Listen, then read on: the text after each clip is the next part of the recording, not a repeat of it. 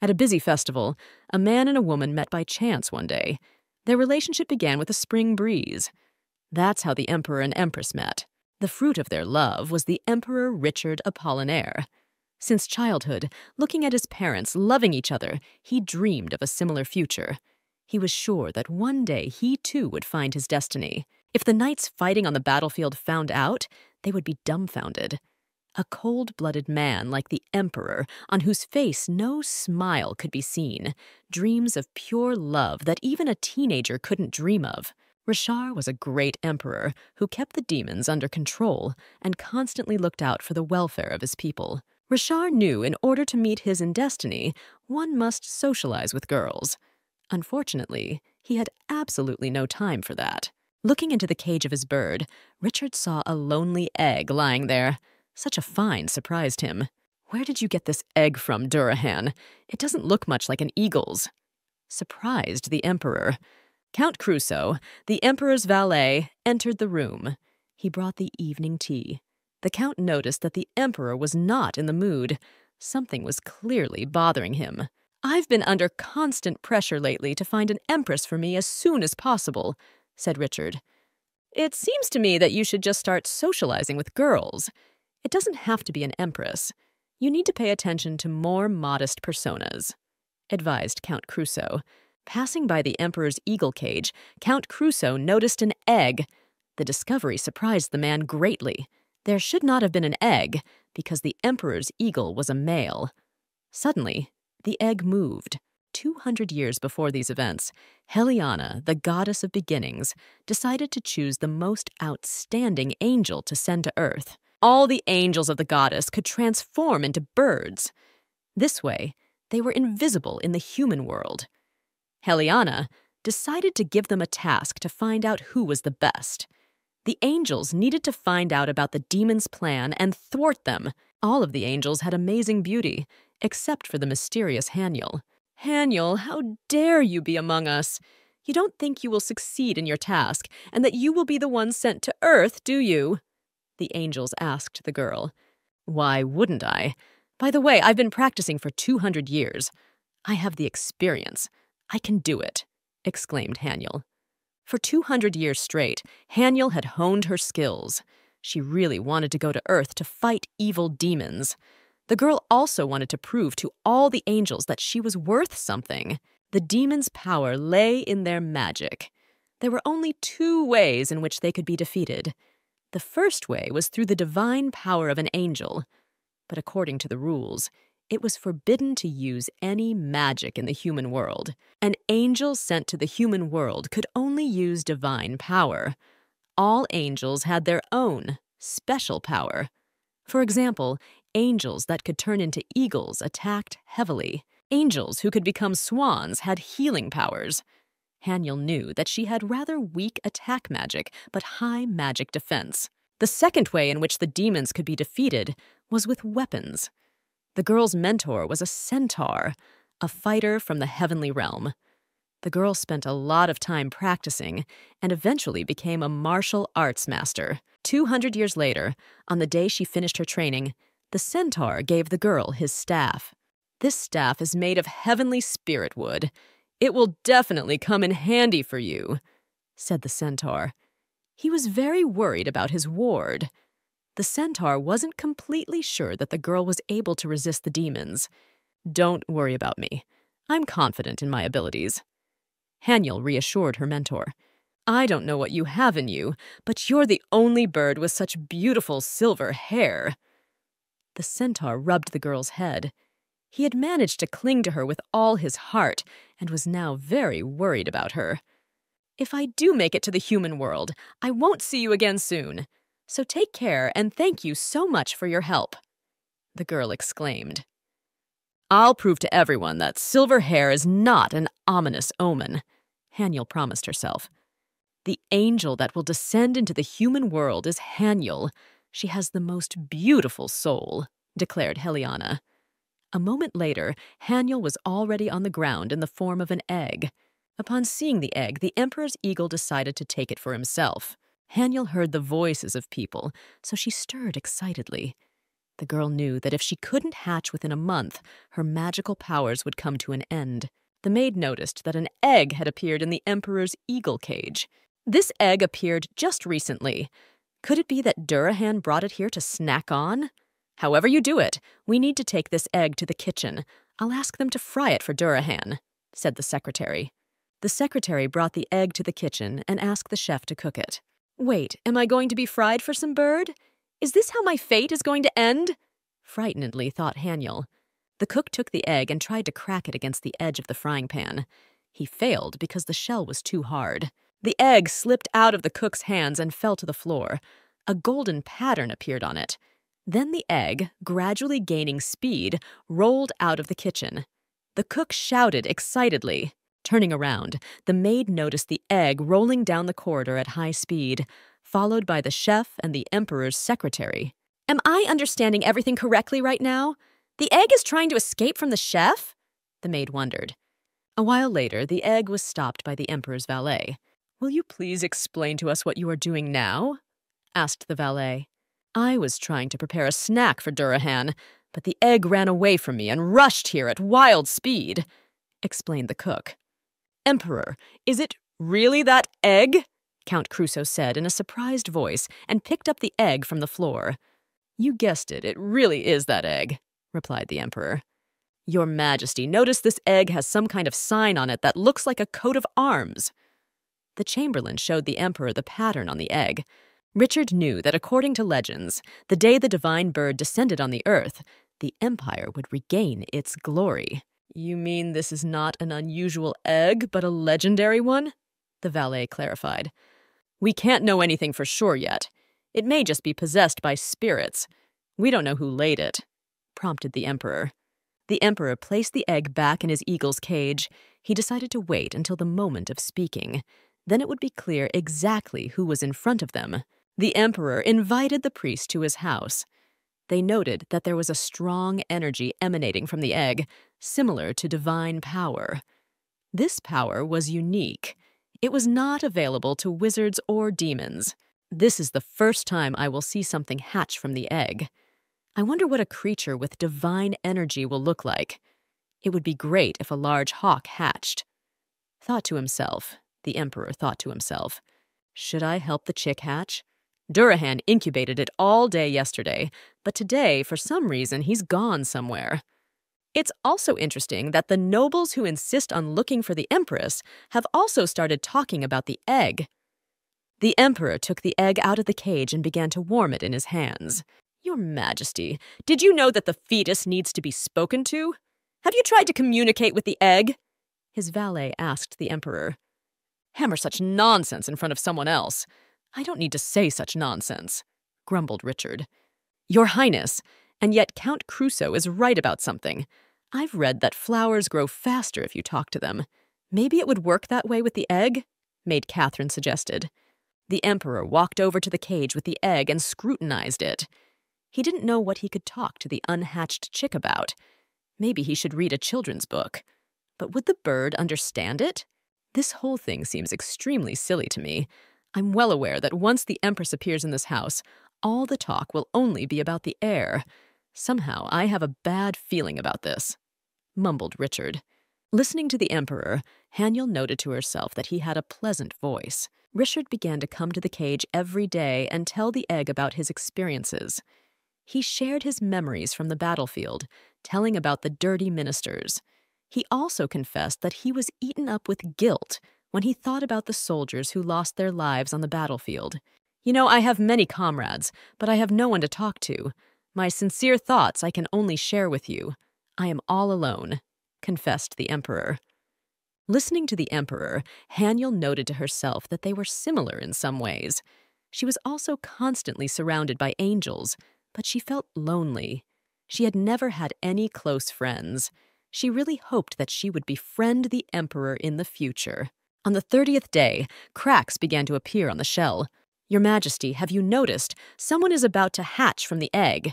Today it is completely covered with cracks, narrated the valet. The Emperor asked him to invite the ministers. As you have already realized, this is that legendary egg we have been waiting for so long. By the way, it turned out to be smaller than I expected, said the emperor to the ministers. Suddenly, the egg stirred and flashed a bright yellow color. The emperor was happy that finally something would come out of the egg into the world. Richard was eager to help the chick hatch, but he knew that he could not interfere with the birth of the sacred bird. I'm very curious about what kind of bird will hatch from this egg. I've even thought of a name. Since the egg glows with a bright light, the chick will be called Phoenix. Richard thought to himself. The unexpected egg burst in half, and a small silvery bird emerged. The ministers gasped in surprise. Seeing the bird, which looked like cotton candy, the emperor was surprised and froze in place. He had expected to see a large eagle, or at least a small hawk.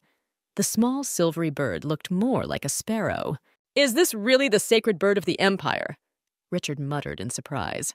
"Your Majesty, I apologize, but I have never seen such birds before. By the way, I would like to point out that this is most likely a female. This bird is similar to the fat-billed tit in appearance," said Lord Lebrun. "Do you think I didn't realize it myself?" With a smile on his face, the emperor asked. A storm of negative emotions raged within him. "Phoenix, fly over here!" The emperor extended his hand towards the bird. The bird immediately perched on his finger. "Be that as it may, I must announce the birth of a sacred bird." Rumors of the birth of the symbol of the empire spread throughout the country. There was talk of the bird reaching the size of the Tower of Babel. With the birth of the bird, respect for the emperor increased. Is it really the symbol of the empire? In the legends, it was written that the bird's feathers should have gold flecks on them. This bird has some gold on its feathers. That's most likely the case. The emperor thought while looking at the bird. I really hope that in time the bird will take on a different shape, become larger. Legends have told us that the sacred symbol of the empire can reincarnate. I hope it does. "Are you really a sacred bird?" asked the emperor. The bird nodded happily. The emperor realized that it understood human speech. Richard took the bird out of the cage and placed it on his shoulder. The bird immediately began petting the emperor. "You are so funny. Should I change your name? To be honest, you don't look much like a phoenix. You're too small for that name," said the emperor. Haniel immediately flapped her wings in protest. She didn't want to change her name. She liked that the emperor called her Phoenix. "Okay, since you don't want to, we'll leave you with your old name. Since you like it, let it be yours," said the emperor and put the bird in a cage.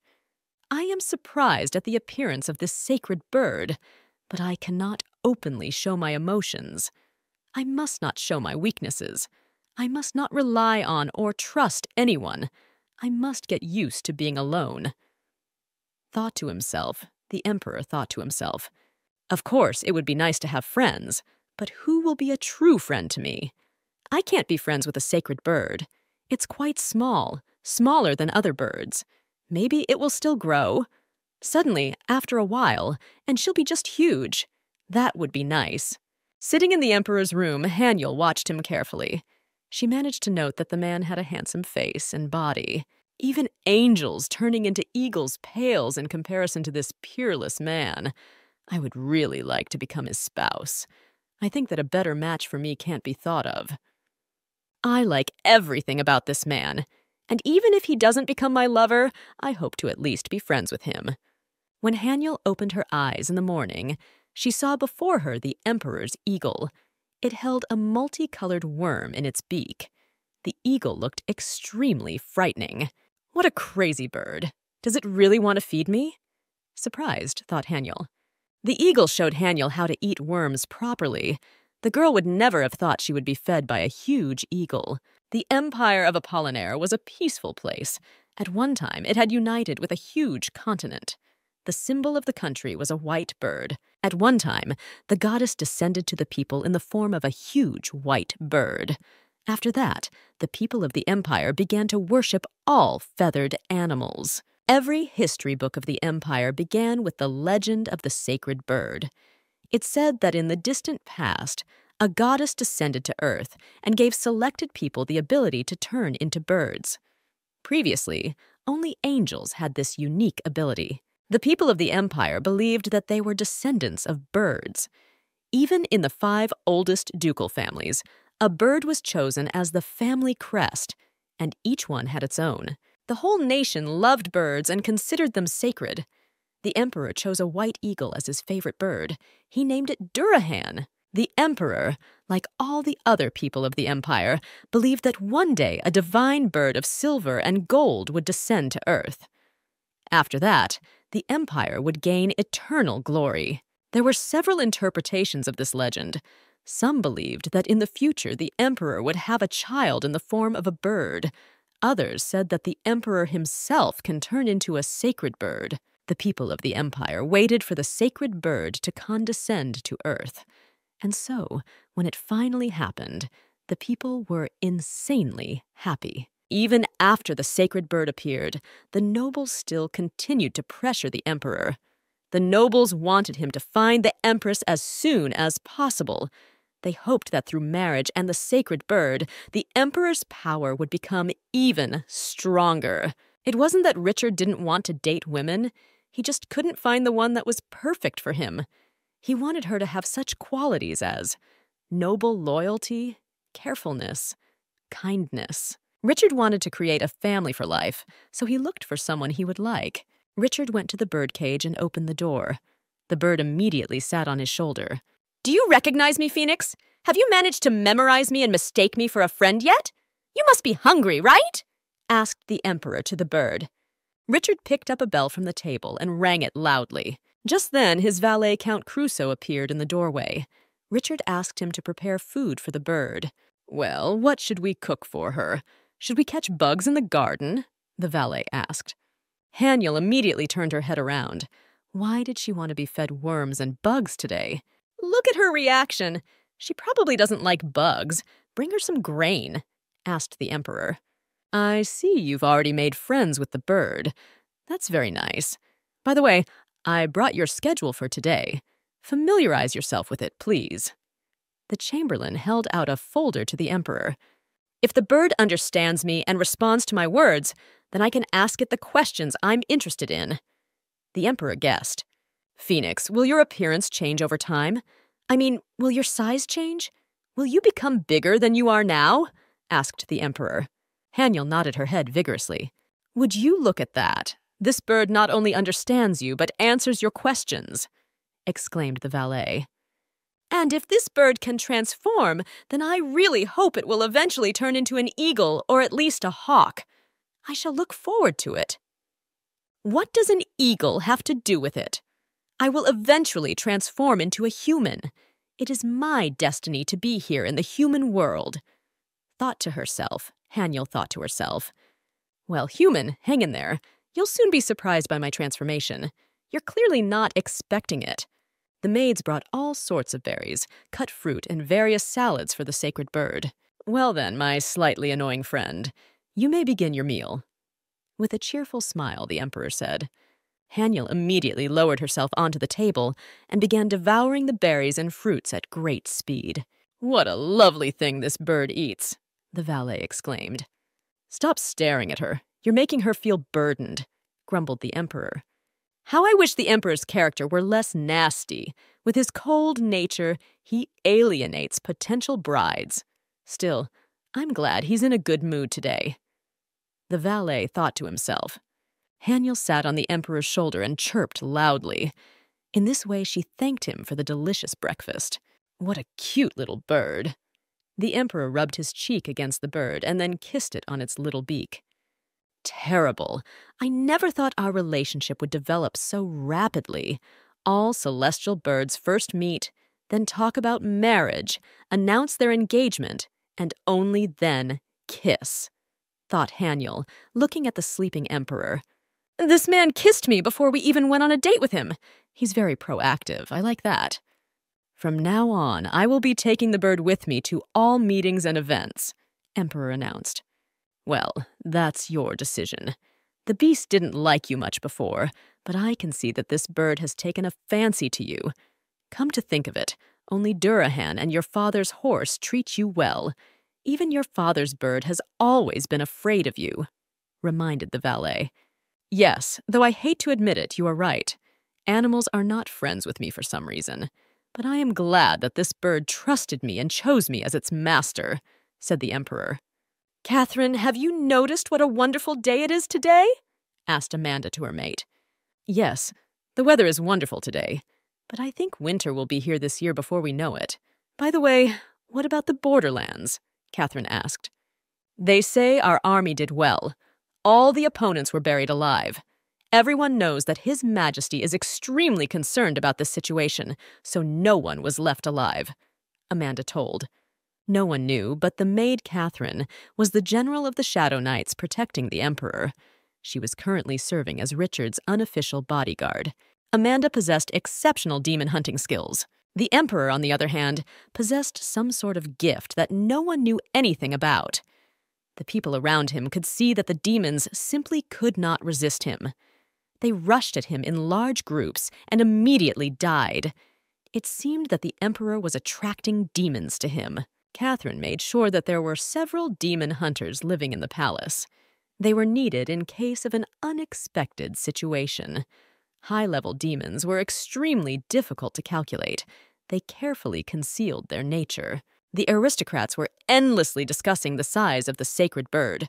They were embarrassed by its miniaturization. This greatly annoyed the Emperor. From today, we are tightening the breeding process of the birds, said the Emperor, irritably slammed his palm on the table. But why? I wanted to get a nice bird like yours, too. My collection lacks a miniature hummingbird or sparrow, exclaimed the Countess of West Forrington. Why don't you stop being so irresponsible and take care of the birds you already have? If you have so much free time, give it to work. You're only entertaining yourself all the time, replied the Countess Emperor. The Emperor sat Haniel on his shoulder and went to the dining room. In the back of his mind, he was glad to be the owner of such an intelligent and lovely bird. He was completely enchanted by her. I don't know when I've been so happy lately. Listening to the bird's cute trills, I don't feel so lonely. Phoenix is very different from Durahan. But unfortunately, Phoenix is a very small bird and can easily become food for predators. So I have to make sure all the windows and doors in the room are closed at all times. If it flies outside, it will die. The more Haniel interacted with the Emperor, the more he seemed perfect to her.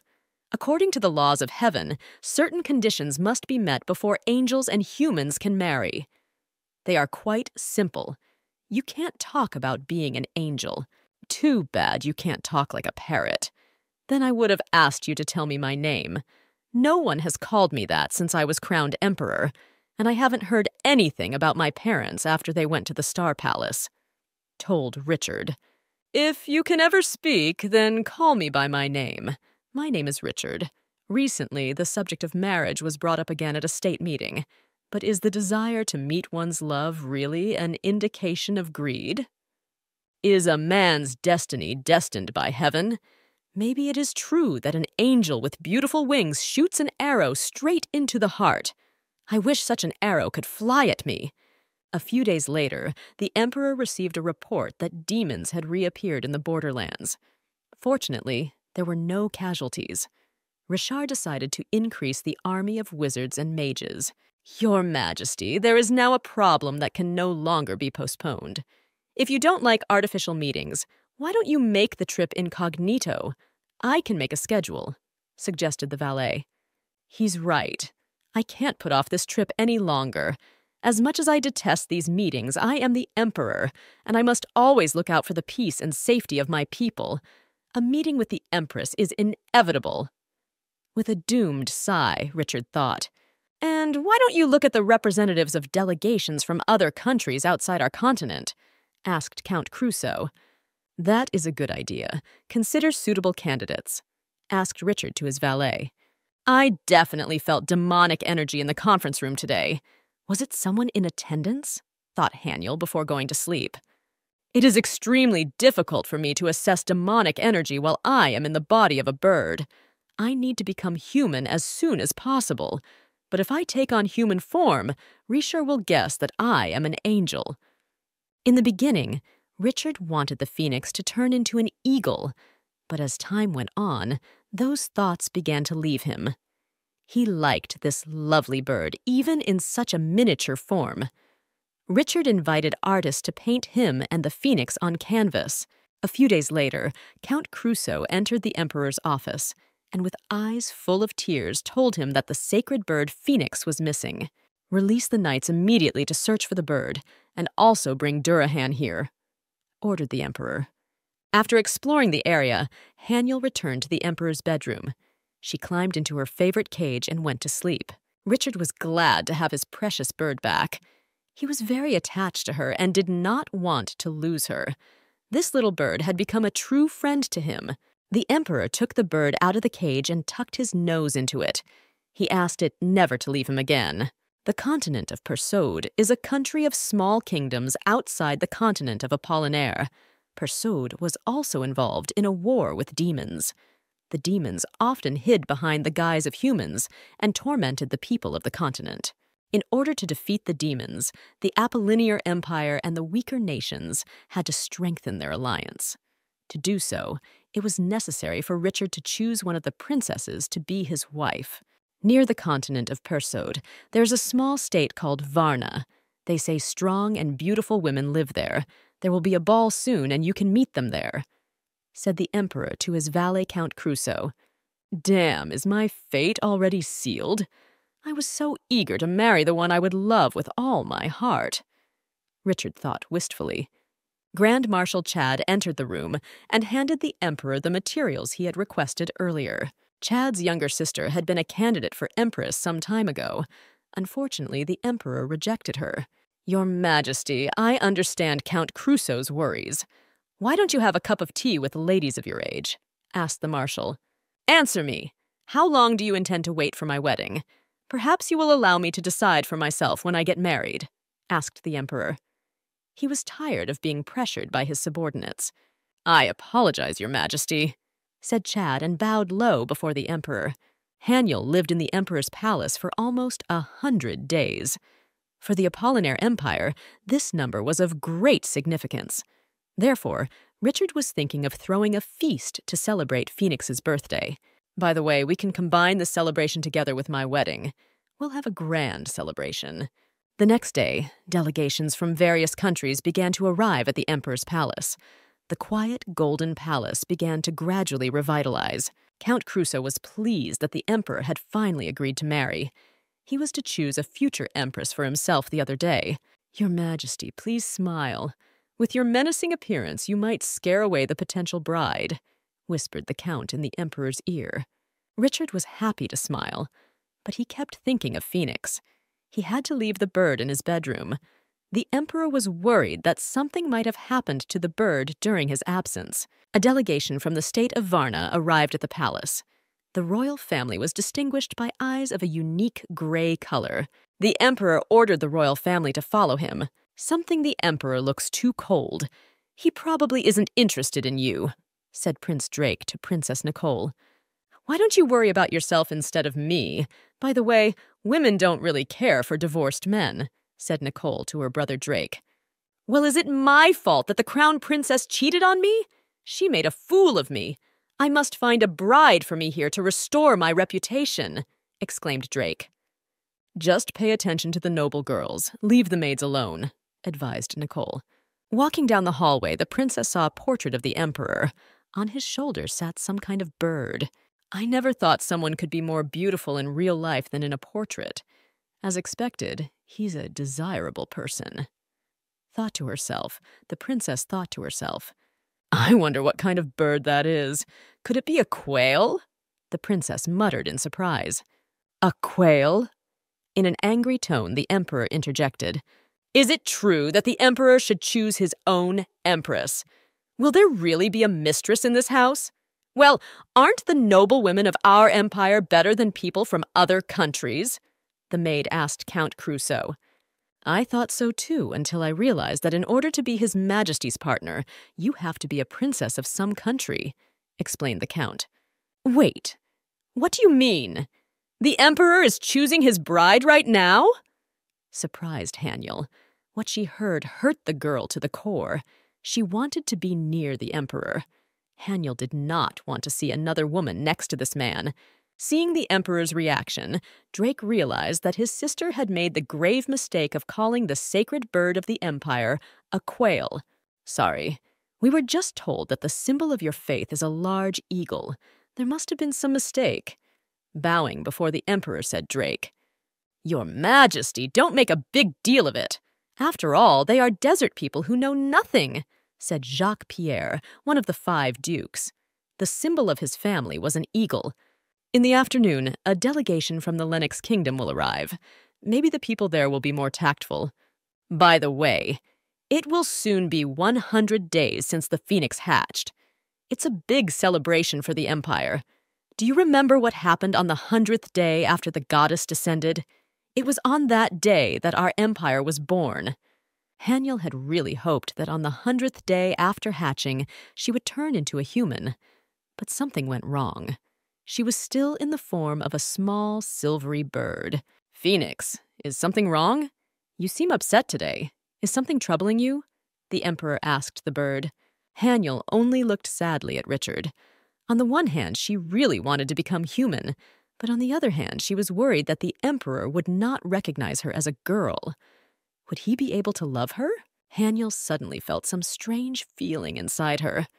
She decided to hide in a deserted place as soon as possible. Her transformation must not be seen by anyone. Haniel decided to hide in the park. After a while, a man with a veil over his face appeared there as well. Haniel noted that he was quite handsome. Quail, what are you doing here? The man wondered. Hey! Who are you calling a quail? Enraged Haniel. She flew up to the man and hit him in the face with her wing. Haniel felt the previously unknown feeling again. The girl hurried to hide in the bushes. A moment later, she turned into a human. The girl heard the Emperor's voice. He was looking for his bird. Pushing the bushes apart, Richard spotted Phoenix. Richard picked up the bird in his arms and brought it to his room. Your Majesty, you should return. There are people waiting for you. We need to finish this meeting, said the valet who entered the room. Stay here for now, and I will be back shortly. I do not recommend that you leave this room as danger awaits you outside of it, said the Emperor to his bird and left the room. As soon as the door closed behind the Emperor, Haniel immediately took on human form. She put on her Risha robe and walked over to the mirror. I've always possessed a rather lovely face. I really hope Richard likes me, mumbled Haniel, looking at her reflection in the mirror. When the Emperor returned to his room again, he noticed a girl with long silver hair in his bed. And who is that? Is it someone from the delegation? Or maybe it's a higher demon? Richard thought to himself as he slowly drew his sword. Hearing the clang of metal, Haniel jumped up on the bed. Quickly answer me. What are you? Are you a supreme demon? The Emperor put his sword to the girl's neck. And why is he so furious to see me here? Why does he think I'm a supreme demon? The girl wondered. I ask you again, who are you? The Emperor's sword lit up with a bright red flame. What's under that blanket this girl is holding so tightly to her body? Could there be a weapon hidden there? Richard thought to himself. Suddenly, the room was illuminated by a bright white light that blinded the Emperor for a while. When Richard opened his eyes, the girl was nowhere to be found. Your Majesty, I will come in for a moment. The fact is that today in the banquet hall you were looking at someone extremely dreamy. Who is she? Asked Count Crusoe, who entered. The Count noticed the sword in the Emperor's hands. Quickly get Chad here. There was an uninvited guest in this room just now. This guest has stolen our phoenix. We must catch the culprit as quickly as possible. Quickly gather people to search for her, Richard ordered. Imperial cities have installed devices to protect against dark magic. The intruder couldn't have gotten far. Haniel snuck into the dressing room to find a suitable outfit for herself. The girl was upset that Richard had decided to attack her. Haniel was sure he would recognize her as soon as he saw her in human form. Of the women's clothing, Haniel found only the clothes worn by the people of the state of Varna. Haniel heard several people enter the room. The girl hurried to hide. Peeking out from behind her hiding place, Haniel saw that the guy she had seen in the garden was kissing some girl. I should have slapped him harder in the face with my wing then. How can one behave so indecently? Outraged to herself, Haniel thought to herself, Suddenly, the girl got tangled up in the hem of her skirt and fell on her back with a thunderous crash. "You're wearing the attire of the state of Varna. Are you Nicole's maid?" Drake asked the girl. "Though I doubt it, all of her maids have swarthy skin. Don't worry, I'm not going to reveal your identity, but you will have to make up for the sweet time you interrupted," said Drake, and held out his hand to the girl. "I told you to go back to your room!" roared the Emperor, who entered the dressing room. "I was just about to go there," replied Drake to him. The Emperor saw a girl sitting on the floor. Her face was hidden by a veil. How can you do something like this in someone else's imperial palace? It is utterly undignified. Richard was outraged. "I apologize for my shameful behavior, however. My consort is very shy. I must ask you to leave," said Drake to the Emperor. "We don't have time for this. We must catch the supreme demon before it escapes," replied the Emperor to him. Haniel took the form of a bird and jumped out of the dressing room. She went in search of her weapon. Upon examining the Emperor's room, the priests concluded that there had been no demon invasion. There was no trace of dark magic in the room. The Emperor remembered that the girl who was in his bed and the girl who was in the dressing room yesterday with the Prince of the Kingdom of Varna had the same hair color. Richard ordered Drake to be brought to him. "Why are you looking for that maid?" Drake wondered. "To see if there is any resemblance to the intruder," explained Count Crusoe. "What a shameless act to treat the innocent royal family of another country in such a manner. But my country is too weak to rebel against such treatment." Irritated, Drake thought to himself, "Most maids in the Kingdom of Varna have dark hair and swarthy skin. That maid who was in the dressing room with me had brown hair." Putting his hand on his heart, Drake said, "Are you sure of that?" clarified Count Crusoe. "Shall I personally bring the maids to you to check them out?" Drake asked in an irritated voice. The Count assured him that they would check each maid themselves. Drake wanted to find the blonde-haired girl himself. Though the veil hid half of her face, the prince fell in love with the girl's eyes. After a few days, Haniel all but managed to find the staff the centaur had given her before her arrival on Earth. "At last I have found my teacher's precious weapon. His divine power is under my control alone. Only I can use it. Now I will be able to fight demons at any time." Suddenly, Haniel remembered the words of the goddess Heliana. To gain strength from the staff, she needed to stay in a human body for several days. Suddenly, an arrow stabbed into the tree next to Haniel. A black demonic smog emanated from it. Haniel heard the sound of a carriage pulling up. Suddenly, the carriage stopped abruptly. "I don't think this will work. There are a lot of them. It's better to deal with them here and now, and only then move on," said a girl dressed in a guard's uniform. A blonde-haired man stepped out of the carriage. He ordered everyone to stay in the carriage and wait for him. A frightened woman also looked out of the carriage. She asked the man to be extremely careful. Also, Haniel had time to notice a pale girl sitting on the floor of the carriage. There was clearly something wrong with her. "Leona, wait a while. We'll be sure to find a healer who can help you." The woman cradled the girl in her arms. "Since this girl's lips are blue, I can assume that she's been poisoned by demons. And from the looks of it, that arrow that flew out of nowhere was aimed at this carriage. If this girl isn't cured soon, she's going to die." Haniel thought to herself. "Who are you?" A girl in a guard's uniform approached Haniel. Haniel remembered the words of her centaur teacher. He had advised the girl to always smile at people. Haniel smiled sweetly at the people who approached her. "I'm sorry, but Miss Leona is injured. We can't move on. We will have to spend the night here," one of the guards reported back. Suddenly a demon approached the carriage. It had the appearance of a short-cropped girl. The demon aimed its arrow at the blonde-haired woman standing by the carriage. At the last split second, Haniel managed to catch the arrow. The demons used dark magic. Their arrows were poisoned. As soon as the arrow touched the human body, the poison would instantly spread through the body. "What the hell?" the demon exclaimed in surprise. "I didn't expect to need the staff's power right after I found it. It seems this demon is not alone. I sense the presence of several more."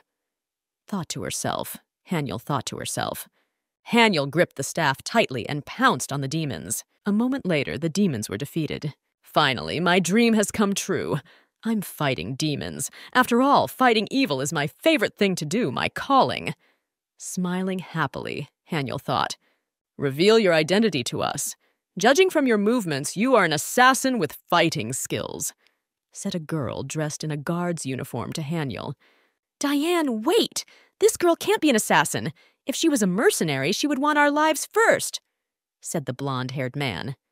I apologize for interrupting your conversation, but Leona is in bad shape. We urgently need to do something. We recently passed the Duke of Moderna's castle. I suggest we head back there, said the blonde-haired woman. You will come with us. I would gladly pay you for your kindness, but right now, I have an injured girl at the top of my list. That's why I'm offering you a ride with us. The woman squeezed Haniel's hands tightly. Since Haniel didn't have any plans, she decided to go to the Duke's estate. The former empress of the Apollinaire Empire scrutinized the girl with long silver hair sitting in front of her. She was wearing clothes that only royalty wore. She was very curious as to who the girl really was. Many years ago, the former Empress Scarlet met her husband, the former Emperor Herodion. Their son was a blessing to them. Ever since he was a child, Richard was bright. He excelled at swordsmanship. But there was one big but. He was rather cold, so he couldn't find the right girl for him. Scarlet knew that the empire couldn't exist without an empress. It was very frustrating and worried the woman. She wanted her son to be happy.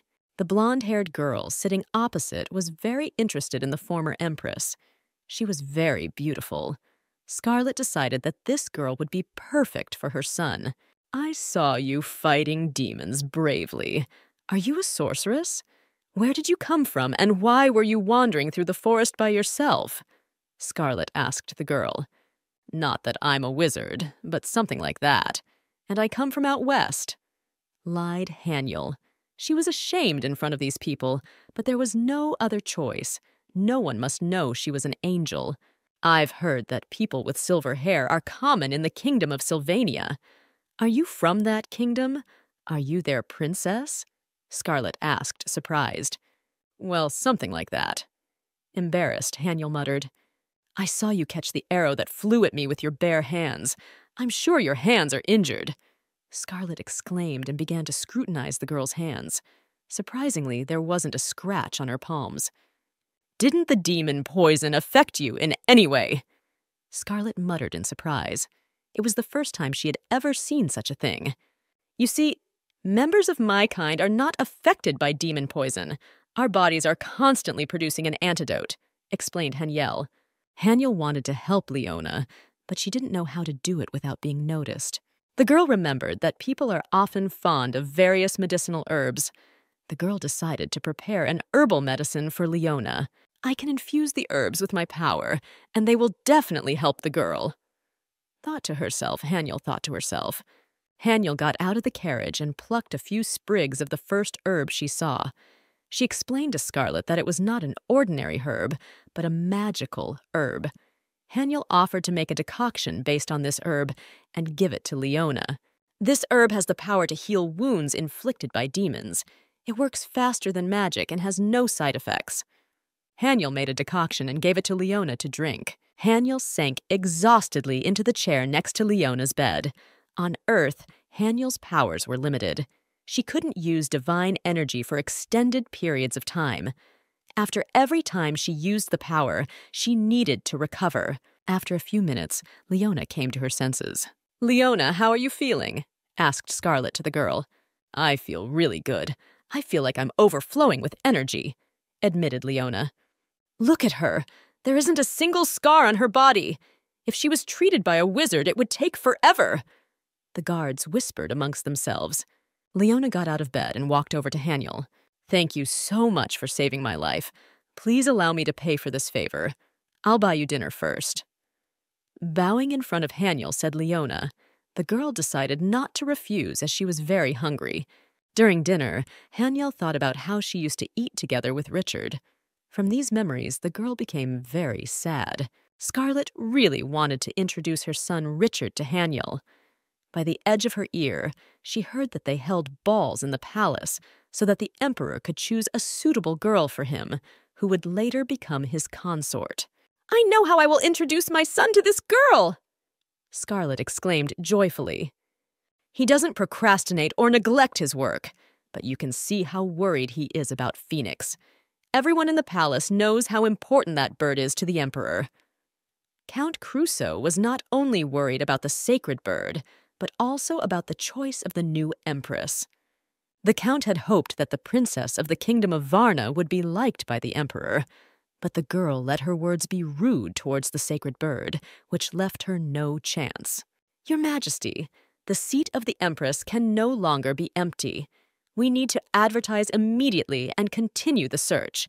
You know that an empress will strengthen your position. Your Majesty, I'm sure that when you marry a good girl and things in the empire stabilize, Phoenix will definitely return to you." "What did you say? The election of an empress?" Annoyed, Haniel interjected. "Miss, what's wrong with you? Why are you getting angry? It's not like I said anything wrong." Scarlet held her hands up disarmingly. The girl's reaction discouraged her. If the palace is holding an election for empress, that means Richard is getting married soon, exclaimed Haniel. For months now, she had envisioned herself next to Richard. She had never imagined that he would marry someone else someday. Looking at your reaction, I dare say you are familiar with Richard. But how do you know him? Where have you met before? Scarlet wondered. Could it be that he met you on one of his travels, and you still managed to turn his head? We mustn't miss such a great opportunity. I was very close to Richard in my time. He was kind and considerate to me, Haniel admitted. I can't believe Richard was kind to anyone. I mean, he's a real icebreaker. He constantly refused to socialize with girls, citing his busyness. Has he really changed? Scarlet wondered. What if he hasn't been socializing with other girls since he's been in love with Haniel for years? Has he really been waiting for her? How romantic, after all. It's just like a love story. A man returns to his town after leaving his lover because of his high position. The girl misses him so much that she decides to leave the West and goes in search of her man. And since this has happened, it is my duty as a mother to help my son meet his beloved. Miss Haniel, would you like me to help you marry the Emperor? Asked Scarlet to the girl. Of course, for there is no man more perfect, exclaimed Haniel. Whoever saw the girl naked should be held responsible.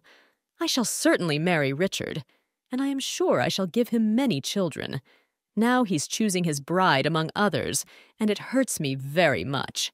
This love is giving me an extremely hard time. Do not worry, miss. If you and His Majesty really have deep feelings, no one can stop you. In any case, you will be together. I will make sure you marry the Emperor. That way I will repay you for saving me. Scarlet promised.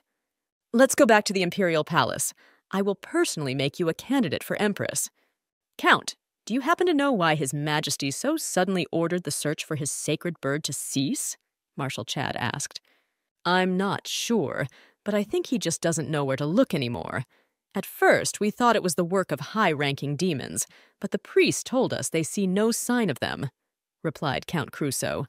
Then we began to suspect the wizards of the Imperial Academy of Magic, but resentment on their part began. What if the rebels did it? We haven't heard anything about them yet, but that's usually how rebellions start, the Marshal remarked. I think we need to do another thorough search of the palace to make sure we don't have a spy among us. Of course, Phoenix's disappearance has upset the Emperor, but I believe he will pull himself together soon, said the Count. I believe the most important thing for us at this point is to find a new Empress. We must find a suitable consort for His Majesty. 5 ducal houses await invitations from us. Scarlet, let's repeat to me again what you just said, asked Greta, the head of the Greta family. I want you to nominate the girl I brought with me to be the future Empress. I know that no one will travel from your house. Tell everyone that this girl is a distant relative of yours. Scarlet repeated. The past Empress belongs to our lineage, but you know it's not good to indulge in power ambitions, said Com. Brother, I will be honest with you. This lady is the beloved of His Majesty. I only recently learned of their unhappy love affair. They met by chance some time ago, and by coincidence they had to part ways. Narrated Scarlet. You do realize that as a mother I can't stay away. You shouldn't trust people so recklessly. The words about His Majesty's beloved sound highly suspicious, said Calm, rising from his seat. I realize that perfectly well, but this girl is trustworthy. Brother, just help me, asked Scarlet. You know that if the former imperial couple directly nominates their candidate, the aristocracy will have questions. That's the reason why I'm asking you for this favor. Just say that this girl is a distant relative of yours, a child from an ordinary rural family. The nobles will probably be against a foreigner of royal blood, so let's hide her origins for now. Then, when the truth comes out, we'll say that our actions were dictated by parental love. I'm sure we'll be understood and not judged. Scarlet, your girlfriend has piqued my interest. Who did you bring, anyway? Let me at least look at her, said Duke Greta, and left his office. Haniel, greet the Lord.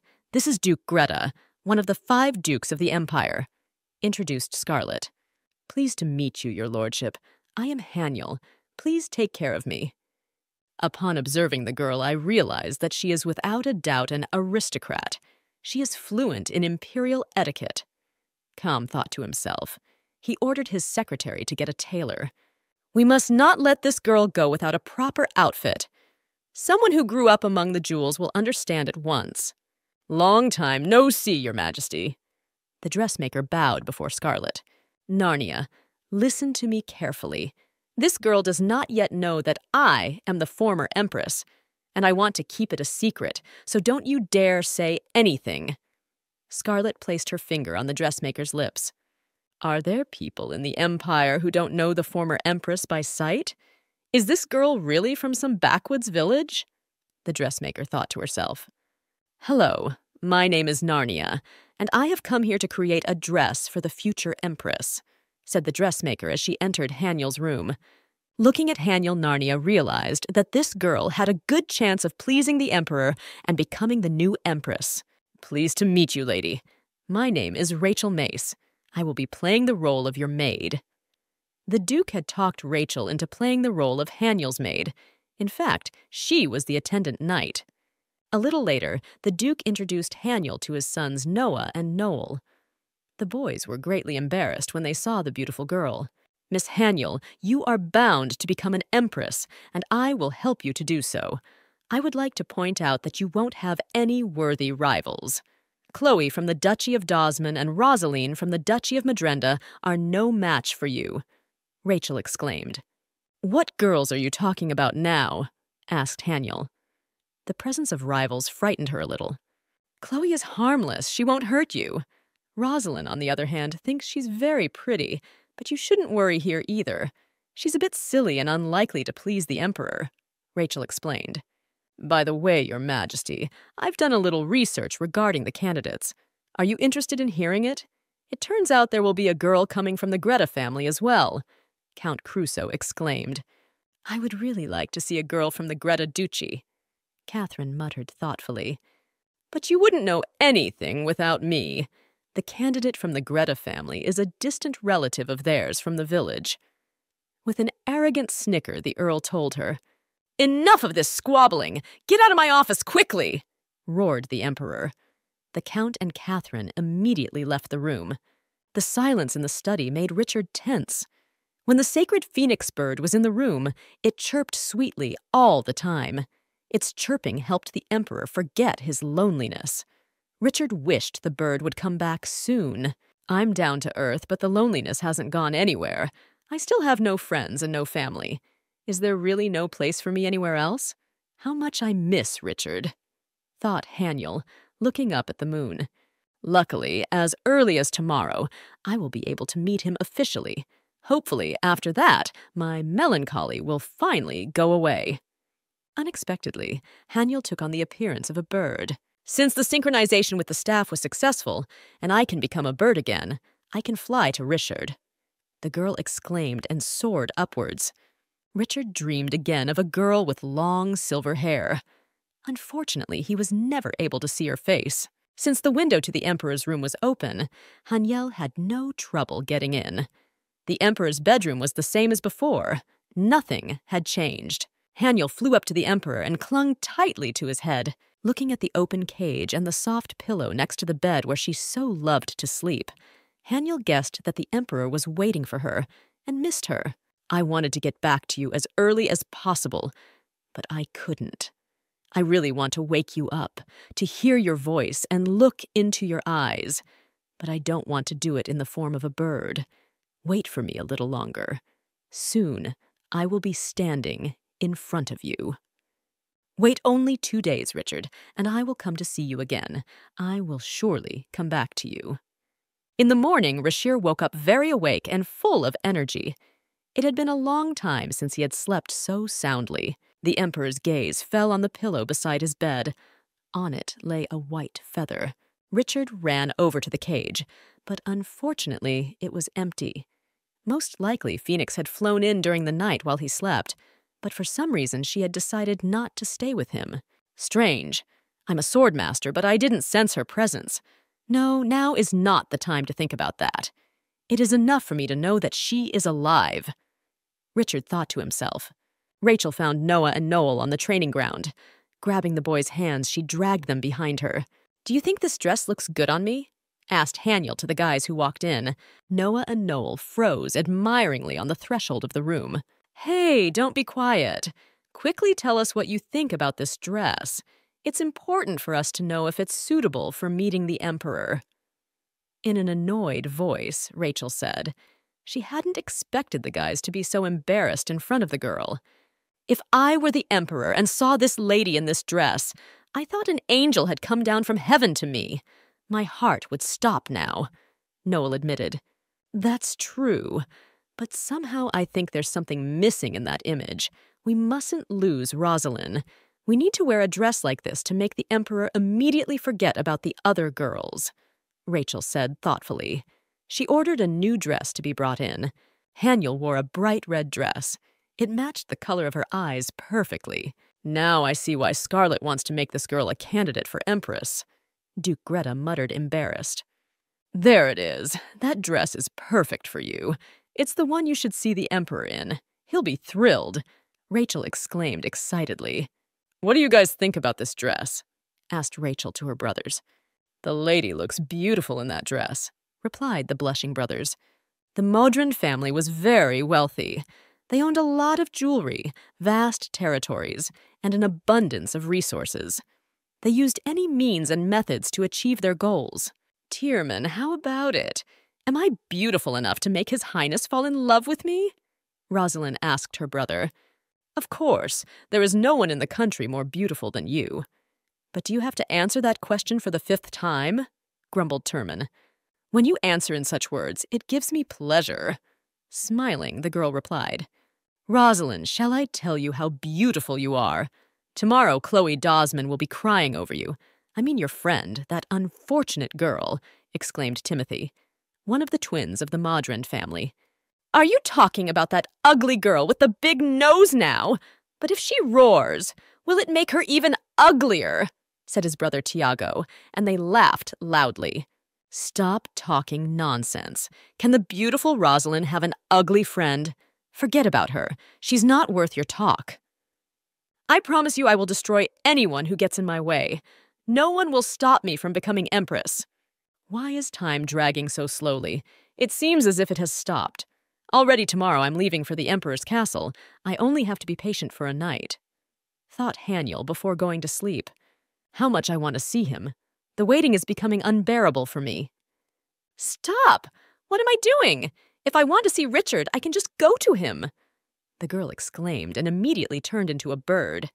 Stepping out onto the balcony, Richard saw the bird flying towards him.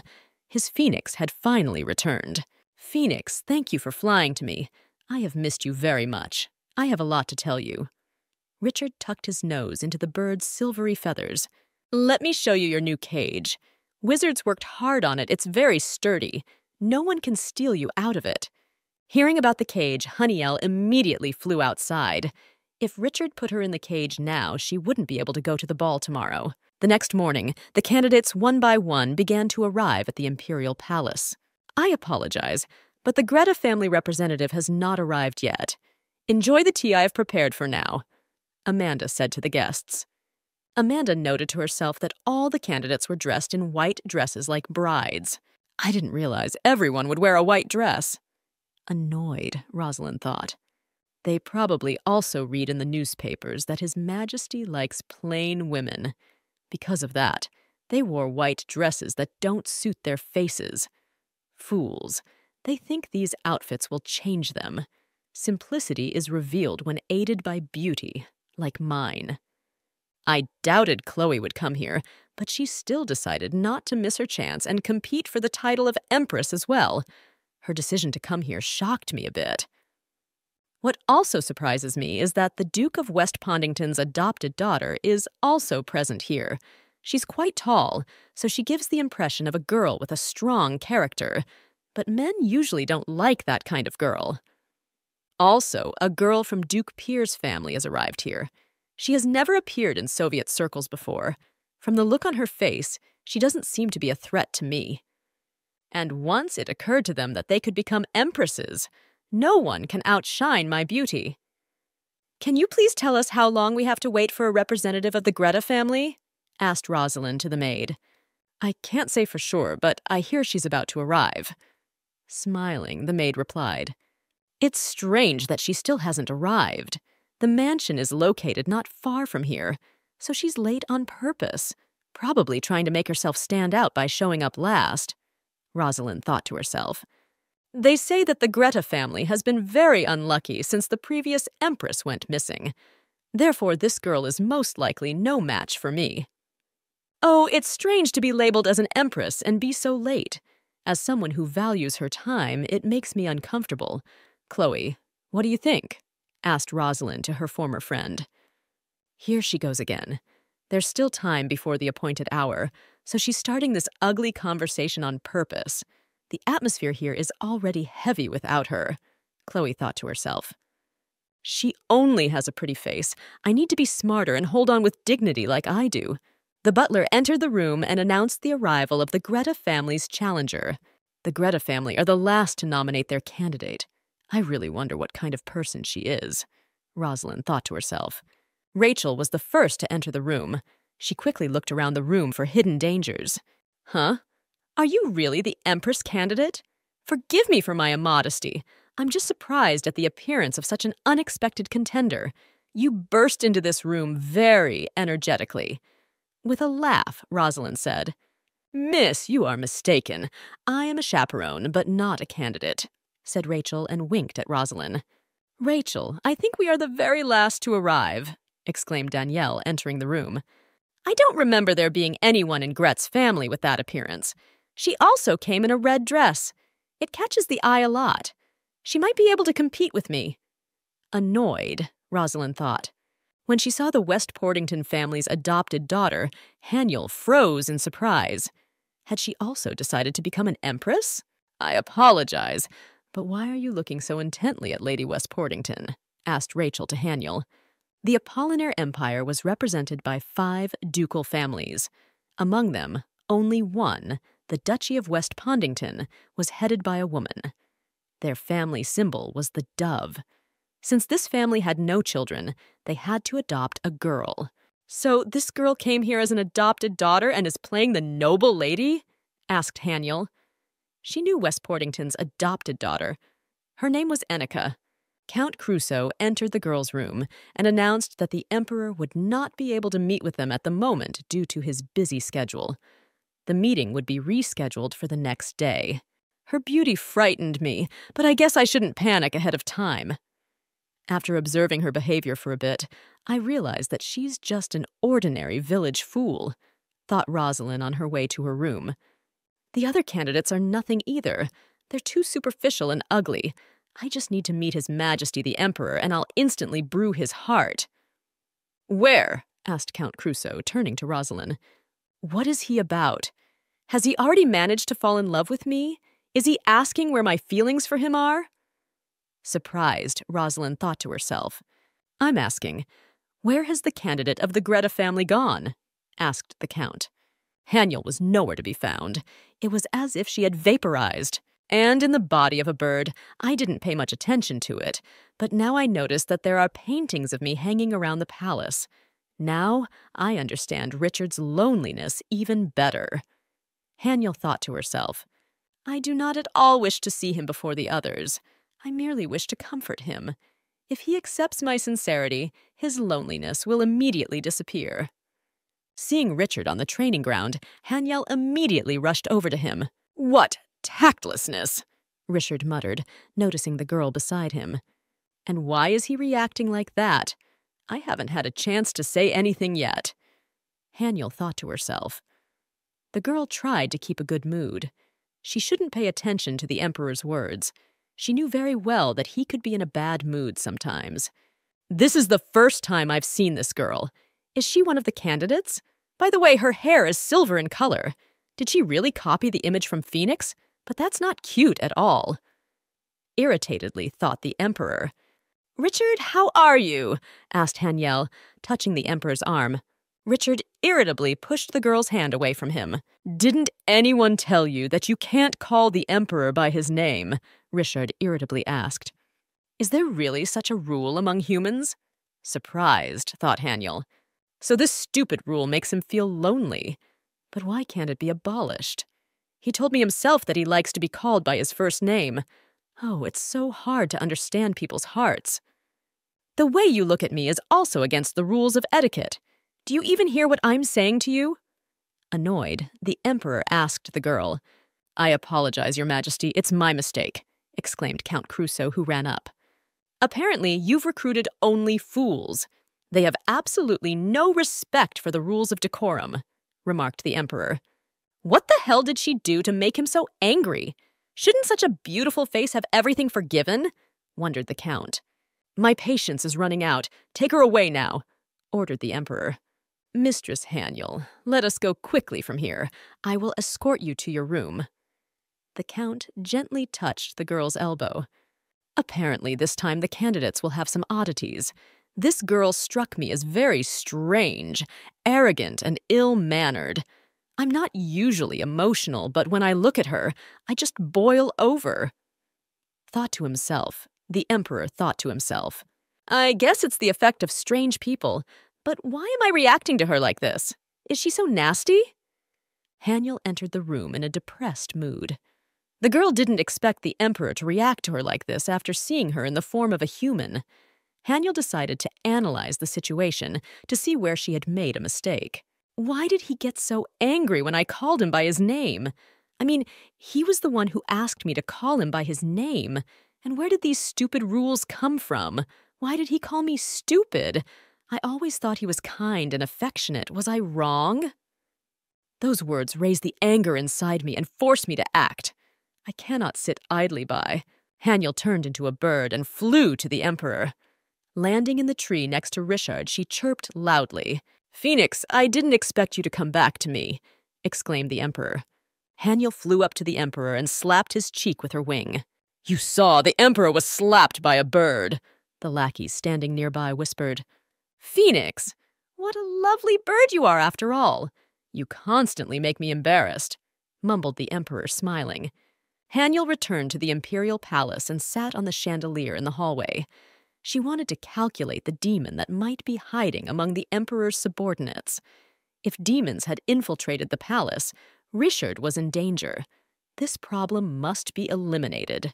Unfortunately, in the guise of a bird, and I am not good at sensing demonic energy, but in a human body, I won't be able to move freely around the palace. What am I supposed to do now? Suddenly, one of the men walking down the corridor stopped and looked closely at the chandelier the bird was sitting on. Terrible. Just a little more and I would have been spotted. Most likely this man is a demon. This man is given away by his active energy. I need to examine his face as closely as possible and memorize it. Suddenly the girl heard Count Crusoe's voice. I am going to Miss Haniel's room.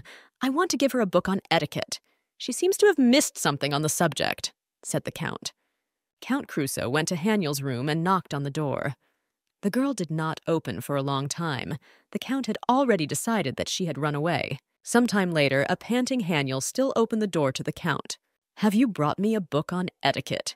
How lovely! I'll be sure to read it at my leisure." Haniel took the book from the Count's hands and closed the door of the room right in front of his nose. "Your Majesty, I have spoken to Miss Haniel. This will not happen again," reported the Count to the Emperor. Count Crusoe noticed that the Emperor's mood had risen dramatically. He was angry on the training ground, but now he was completely different. What had happened? What had affected his mood? So that's how it is? It turns out his name really shouldn't be spoken, Haniel exclaimed, studying a book on etiquette. Well, how do I get closer to him? How can I brighten his loneliness if he won't let anyone near him? Haniel decided to go to Enika and have a private chat with her. The girl was engrossed in her conversation with Rachel, so she didn't notice the man standing in the hallway. "The woman from the Greta family is very arrogant. How dare she look down on the fifth head of the Duchy of Mondrend?" Jaden Mondrend was indignant. He was the head of the Mondrend family. Rachel bowed to the Duke and began to beg his forgiveness for her mistress's behavior. Haniel rushed to stop her. According to etiquette, when dealing with someone of lower status, one should not greet first. "Duke Mondrend, isn't he below me in status?" asked Haniel to the man. The Duke answered nothing, only glared angrily at the girl. "Since you have nothing more to say to us, then allow us to leave. We have urgent business to attend to," said Haniel. The Duke had nothing to object to the girl. "Have you seen that wench in the Greta family? She's a real redneck, isn't she?" said Tiago to his brother. "Shut up, both of you. All you can do is use our family's name. You are of no use," resented Terman. "You should be careful of the pretender from the Greta family. If you've noticed, that woman has an unpleasant look. It seems to me that she's odd in general. I'll take care of this girl." "And what are you doing in my room?" Enika asked Haniel. "No need to pretend you didn't recognize me. And I'm actually amazed that you came here for the title. Or are you just trying to insult me?" exclaimed Haniel. "I'm not trying to insult you. I really did come here for the sake of the Emperor," replied Enika. She was the most beautiful of the angels that had once tormented Haniel. "Because of the curse, angels cannot have relationships with humans, however. I don't care. I want to remind you that the curse began with silver wings like yours." "None of that is true. And what curse are we talking about now?" asked Haniel. "The years go by and you haven't changed. You remain as aggressive as before," said Enika with a chuckle. Once long ago, Haniel heard a story that there was a curse that came about because of silver wings.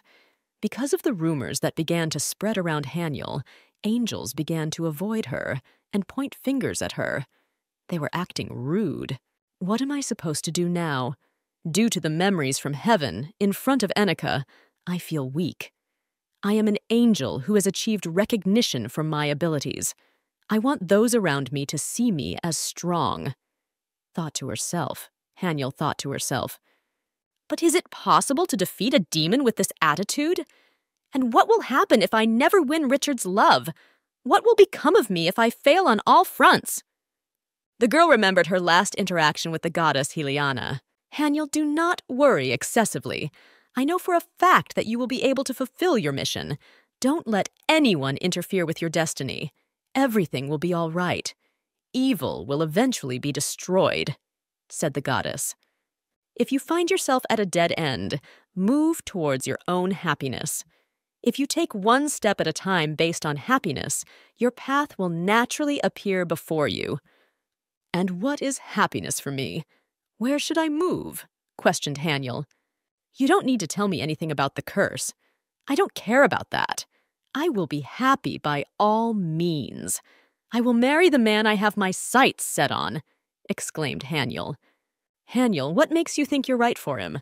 A pretty girl like me would suit him better. You must realize that," Enika objected. Enraged, Haniel slammed her fist against the wall. Cracks immediately appeared on the wall. "Are you crazy?" Enika exclaimed in surprise. "You yourself should understand everything perfectly well. I want to remind you that you are not an angel sent to Earth on a mission. I can use my sacred power here, and you can't," reminded Haniel. And you mean you plan to use your holy power against me? Annika wondered. Anything can be. You must always remember that I came here on a mission. My goal is to destroy the demons. To that end, I have been given this magical staff. Haniel summoned her staff. This is my final warning. When you're told something nicely, you'd better leave. By the way, I kissed the man you are so eager to conquer. So good luck to you. Haniel praised herself for her bravery. She didn't understand why she had been afraid of Annika for so long. She had turned out to be completely harmless. Haniel promised herself that she wouldn't give Richard to anyone. Only she would be by the side of such a beautiful man. After watching Richard through the window, Haniel decided to go back to her room. The girl did not know that Durahan had been watching him for quite some time. The palace was quiet. This indicated that all the girls were preparing for the real fight. Each wanted to win the Emperor's heart.